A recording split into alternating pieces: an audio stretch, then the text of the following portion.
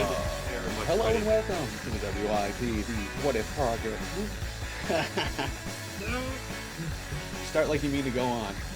Hello and welcome to the WIP, the What If Podcast. That's a work in progress. I'm your host, James E. Couture, on Twitter at the Slim James and on Instagram at GS Comics. We're coming to you live on Twitch at twitch.tv/GS Comics, and I'm joined by my co-host, Turner Huston. How's it going? Oh, it's going pretty good. No big long handles for me yet, but yeah, you can barely use the internet, so that's right.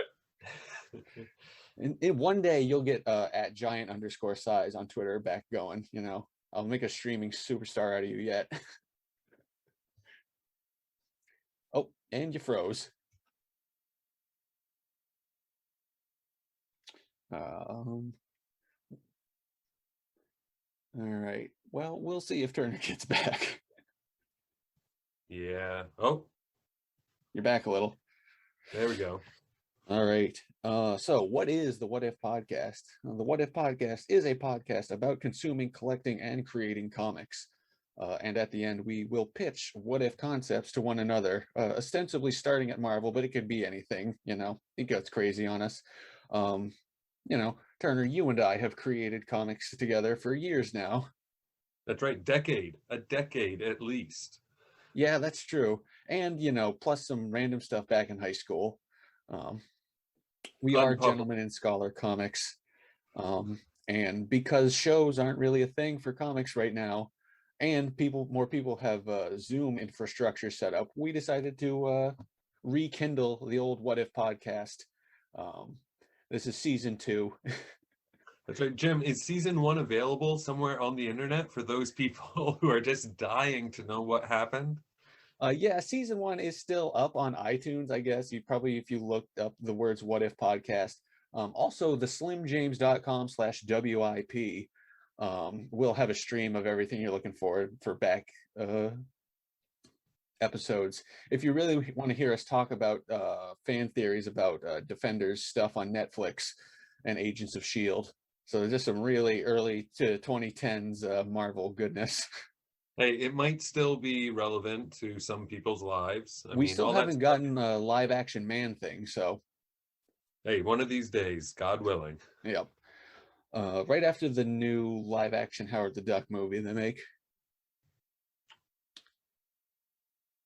I don't want you joking around about that, because that I know. my heart. Because there was supposed to be the cartoon thing, and then they canceled it, and it's just MODOK now. Yeah, just MODOK, and that's that weird sort of claymation type one, but Patton Oswalt. So yeah, with his patented comedy. Hey, is that a joke? Barely. I guess it qualifies. What if it was funny though? Yeah. All right. So, yeah, I guess the format of the show is consuming, collecting, creating comics. So part of that is, of course, it's Comic of the Week, a non-weekly segment where we confront the realities of having such a vast collective comic collection. And so, we need to get something random from our collections, or heck, even a new comic we get too, because, it's ever expanding. So if you get something new, bring it on as well, especially like if it's actually been published new and it's salient to this year. I've got a few of those for when we do our actual first episode. I'll give you a hint. It's not Martin Lawrence. Yeah, I don't know. It depends when our first one comes out, but I know there is a new Marvel series I'll be getting, so. Yep. Yeah, just a quick teaser, the Black Knight stuff, I kind of like it, so it won't just all be shitting on everything. Yeah, so but part and parcel with that, with this episode 0 launch, I do have a dummy comic to run with, and by dummy I mean it's dummy stupid. It is Avengers number 347, Operation Galactic Storm, the final chapter, part 19. I didn't know there was a black and white theme going. Oh yeah. So yeah, the part of the reason I got this is because it's part of my pervasive, ever-growing Black Knight collection. Of And course. early 90s Black Knight on the Avengers, where he was technically leading the team for a little bit with his leather jacket, is Jim, I've heard a Black nice Knight little is, way making you can his just way sort of to build things up with like cheap back issues. So I bought this at Casablanca Comics in Portland, Maine, and I have not read it. It cost me maybe $3 or $4. It is part 19, so it is a long crossover with your Shi'ar and your Kree and whatever. So I don't know. I might wait till I get some of the other parts to start reading it. When I was thumbing through it, it's not actually that Black Knight heavy, so it's like, what's the point? Uh, but he is right there in the center on the cover. Oh, So, in his black and white Black Knight glory. So just to give myself a tongue twister to warm up the vocal muscles. yes. Oh, very nice. So, yeah. And as far as would I ever be able to sell this for more than I bought it for, the answer is in several decades. Several decades. I mean, there's been a little bit of a surge in Black Knight stuff just because Kit Harington was on Game of Thrones and just playing him in the Eternals movie. So there was a bit of a run. As you can see, the first appearance of Black Knight, 1955, behind me. A I bought that classic. in crummy condition for $40, and I'd probably be able to be 100 now. So I've 2.5 times my money. That's good. So what do you have for comic of the week, Turner? Well, I was just doing a little research while you said that because I realized I had forgotten to see if it was worth any monies, because it's certainly not really worth any monies to me. That would be Moon Knight, number 60. Ooh, nice. Take a look at that cover. Some black and white going. Oh, and he's splattered. Splattered. And by. Can you read that? Splat. Splat, yes. By Charles Splat? No. This is Stephen Platt, I believe the name. Yes, Stephen Platt. All right. I gotta say, this is, I guess, the last issue of the run of Moon Knight that this is from, because it does end with his death. Okay, yeah. Sorry to spoil it. It came out in the 90s, though. The art is very 90s. Yes. I have no idea who most of the characters are because I don't have any of the other issues leading up to this. So I'm really thrown into the final part of a story that seems like it's been going on a while. Like Galactic Storm, part 19 of 19. That's right. So I'm glad you and I were on similar wavelengths. So like you can see the art. Oh yeah. It's very reminiscent of what went on at Image Comics in the 90s. Yes, well, that whole, Jim Lee, Rob Liefeld, and, Jim Lee, I think, better.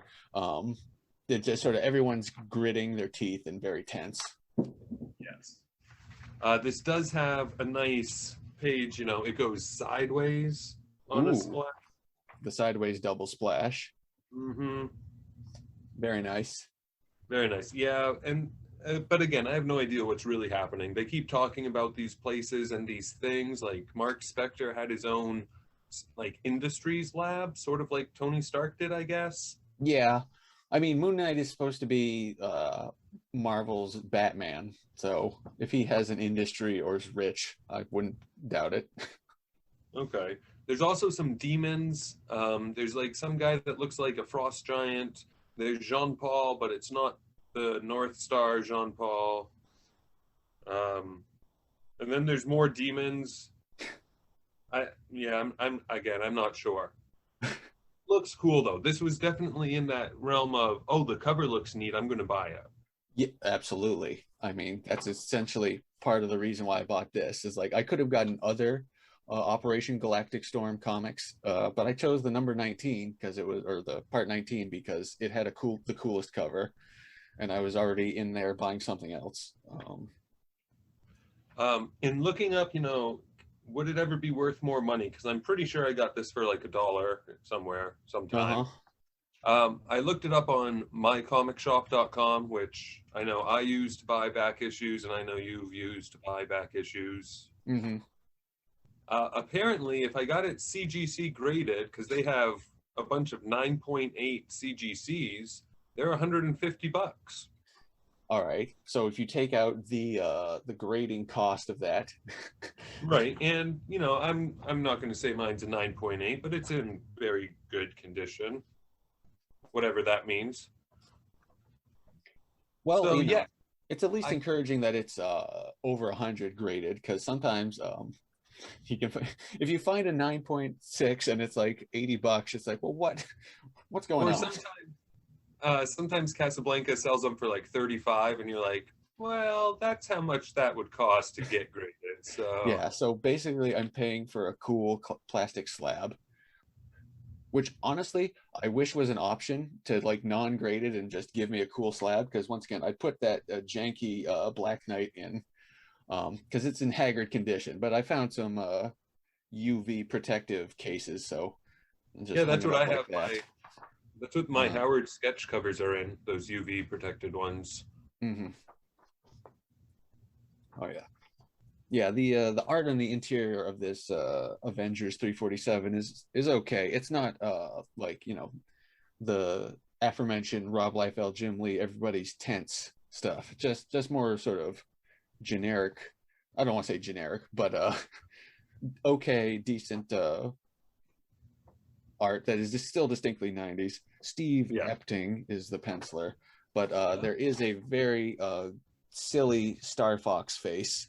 Oh, well, He, Star Fox is, kind of a creep anyway, so. yeah, he is quite creeping in that. And he does also seem quite excited because he's like, of course, I don't know about what, but I assume it's some Shi'ar or Lalandra or my mind. Mine. Also of note, just on, one of the reasons why I'm probably going down the rabbit hole of eventually just picking up all of the Galactic Storm thing is the Operation Galactic Storm arcade game is like Black Knight's, I don't know, maybe only video game appearance. Definitely it's got leather jacket, laser sword Black Knight as a playable character. So, and he's sort of overpowered in that game. His laser sword just gets in there real quick and piff piff piff piff piff. So to pay homage to that, I figured I should probably pick up his other Avengers story arc. I mean, he was in the Avengers for a good long time, right? Yes. Yeah, it sort of comes up in the new of Black Knight series that Marvel is putting out. Once again, just teasers for that official episode 1 when I give you a Black Knight review. Just as a quick Twitch update, nobody's in the chat. All right, all right. Hey, out there to nobody.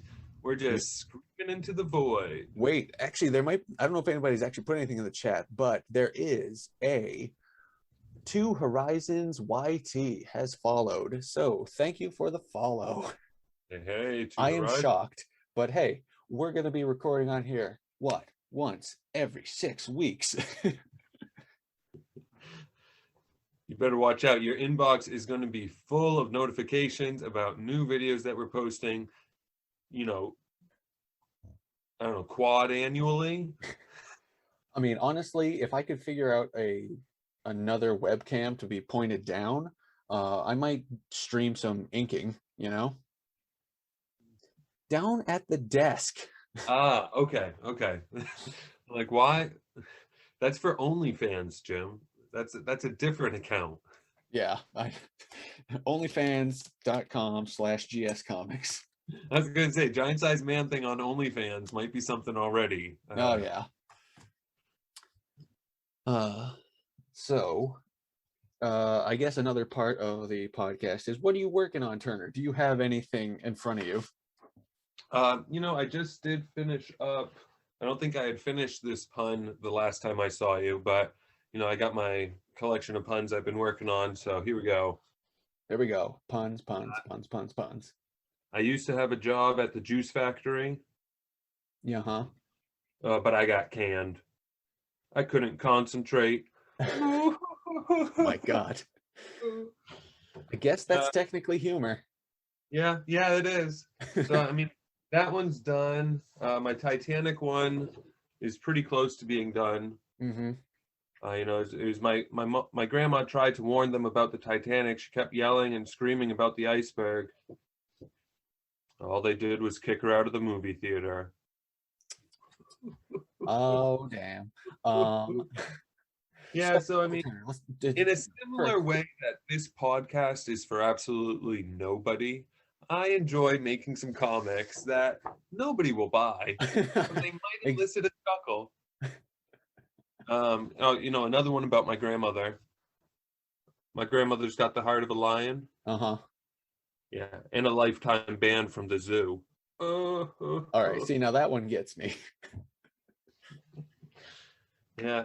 I'm working up. I just want to get to 24 of them done. Put it in a book. Never look at it again. All right. Well, one day, Turner, maybe we can also do Punchin Bag, where we can work on some superhero puns to just sort of fold into my Punchin Bag universe. Available at gscomics.storenvy.com. Get over there. Hey, Two Horizons. If you like this, our comics are way better. Absolutely. The pictures are equally as sharp. I give you that. Because my webcam's a little fuzzy. So I'm working on my 84-page wrestling comic, which I don't know if that's ever going to come. It'll be decades. Step by step. It's fine. I'm on the inking process, which is my favorite part of comic work, honestly. Have you done all 84 pages and you're inking them, or are you doing it in chapters? No. So I've done roughs on an iPad or thumbnails.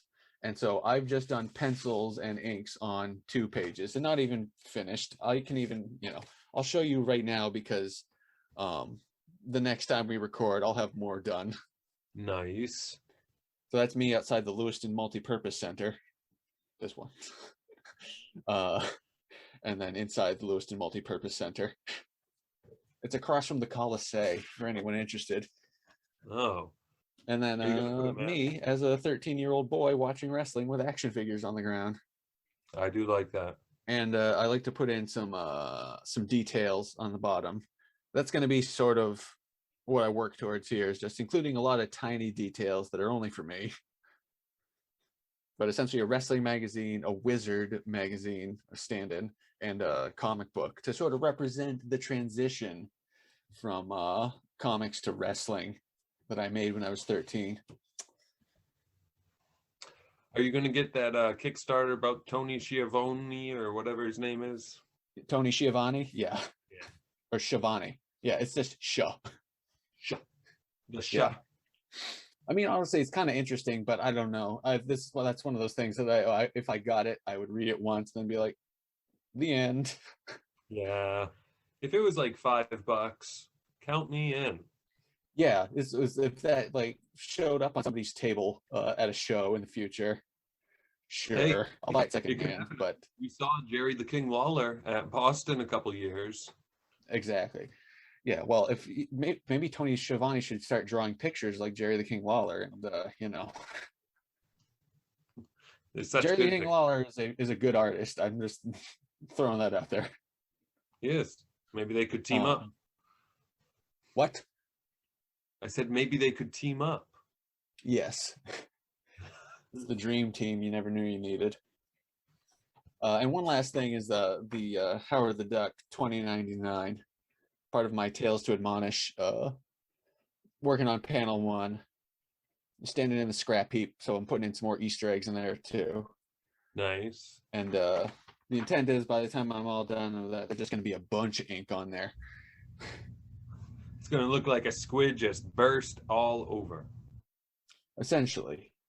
Like, I want to do something with a lot of tiny little details on it. So, for the viewers at home, Turner, what do you ink with? I got a few of them sitting right here, but I go with my Faber-Castell. Mm-hmm. This is my biggest one. This is a fat, big, thick pen. Your big fat marker boy. Yeah, compared to like the normal. Whoa, that's a magnum.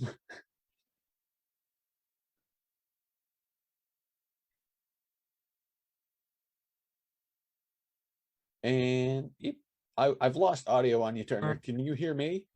Yeah, I can hear you. Can you hear me? Yeah, you're back. Okay. So I got this pack of them. I don't use all of these. I've never used some of these other weird ones, but Oh, the bullshit tips. I like the teeny tinies. I Yep, like the nice thick lines, the heavy blacks. yep. So you're a marker boy. I'm a marker boy. Yeah, I haven't got to the brush like you. I really need to get back into doing just some straight up watercolors. Yeah, I'm mostly a pen and nib guy.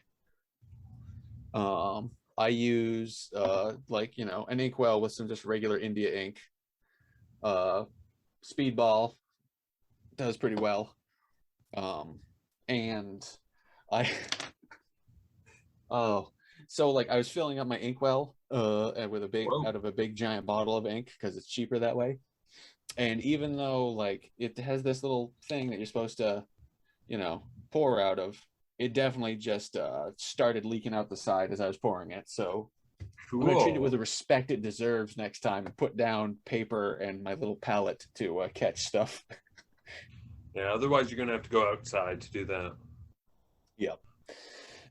So yeah, between a nib, a different nib that's smaller, and of course like a generically smallish brush, and maybe another brush I'll use too, um, for different textures. But yeah, I find that inking is actually my favorite part of comic work, even more than drawing. So next time somebody disses on an inker, I'll say no. It's fun. No, no. Another thing I use too is Sumi ink. So Sumi, um, the only thing is this is not water soluble, or it's too water soluble. If you get it wet, it runs. Whereas the India ink, if you let it dry, it won't run if you paint over it with water or like an ink wash or something. So I'm not doing any ink washes on that wrestling comic. So I use the Sumi ink for a lot of the finer details because it's actually very good at fine details. And it's just it flows really well and quickly. So for any of the aspiring comic artists out there who are, I guess, probably not watching this on Twitch unless like they're all just secretly lurking. But if I upload this to YouTube, the second person who watches this is the aspiring comic artist. Sumi ink is good for fine details, but you can't do any ink washes on it, so don't get any crazy ideas. While we're talking inks, I'll give a little deleter white. Oh yeah. Very helpful. When you make those mistakes, this is a good cover up. Oh yeah, Nice and definitely. It's like whiteout, but more usable. yeah. Yeah, I also got just a white gel ink pen, which I think I I got this off of eBay for like $1 something because I had a extra. Okay, the preloaded Visa gift cards, they're all in well for the first $48 of the $50, and then you get this $2 thing, and you're like, what am I supposed to do with this? So part of that is I bought a white gel ink pen. So that is also useful in a little, maybe doing some mistake cover-ups, but also adding white lines back in if you've over inked something, or maybe you just want to add a highlight line in something. So Yeah. pretty simple. And of course, sometimes it's like a black gel ink pen for some stuff with like letters.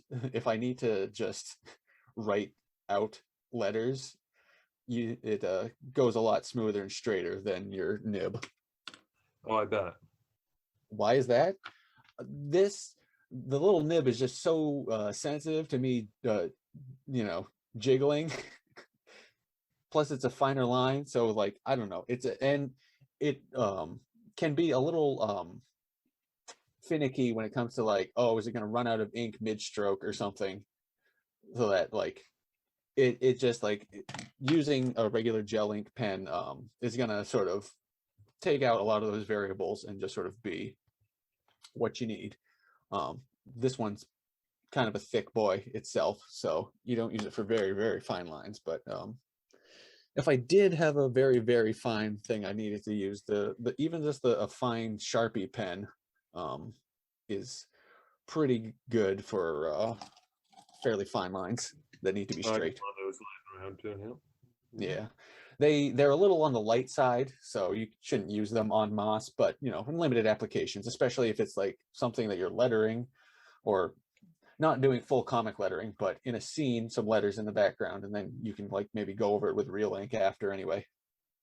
You always just got to be careful about the bleed, because whatever, Sharpie will go right through, but all that India ink stuff is real good. Like it won't go through the layers. Absolutely. Yeah, definitely. Sharpies are beastly. But I mean, if you're starting out making comics, just grab, a thick Sharpie and a thin Sharpie and go to town. And that's a good place to start. Yep. Find a big piece of white paper and just start going at it. Absolutely. And don't be afraid to make alternate fan art, fan comics of your favorite characters. It's not cheating, and it's not bad unless you're trying to sell it off as your own. So don't do that. Yeah, unless you're at a comic show, and then you can sometimes. It's weird. Yeah. But places might not print it for you, but yeah, it's like you can do fan art and stuff, but don't put any words on it. Don't make actual comics, just pictures of Spider-Man. What J. Jonah Jameson would want.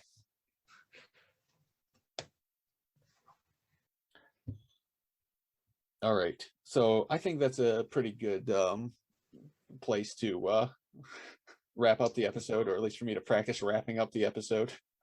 All right, wrap it up. All right, so if you enjoyed our theme song, oh shoot, actually, see, I need my notes. If you enjoyed our theme song, the aptly named Death Beach 2000, from the album I Used to Ride Dirt Bikes with That Kids, from Danger I Reckon, you can buy it at dangerireckon.bandcamp.com. And all of those words are spelled as you would expect them to be. If you want to support the show financially, I'd ask why. But also, you can buy our comics and stickers over at gscomics.storenvy.com and help support Gentleman and Scholar Comics. You can check us out on social media. I'm at the Slim James on Twitter, twitch.tv/gscomics, and at gscomics on Instagram and Facebook for Gentleman and Scholar Comics. And remember, live the life you want to. Don't just sit around asking yourself, what if? Because that's our job. Okay, that was good. I like that. All right. Well, thank you if anybody is actually watching on Twitch. We're going to wrap it up here.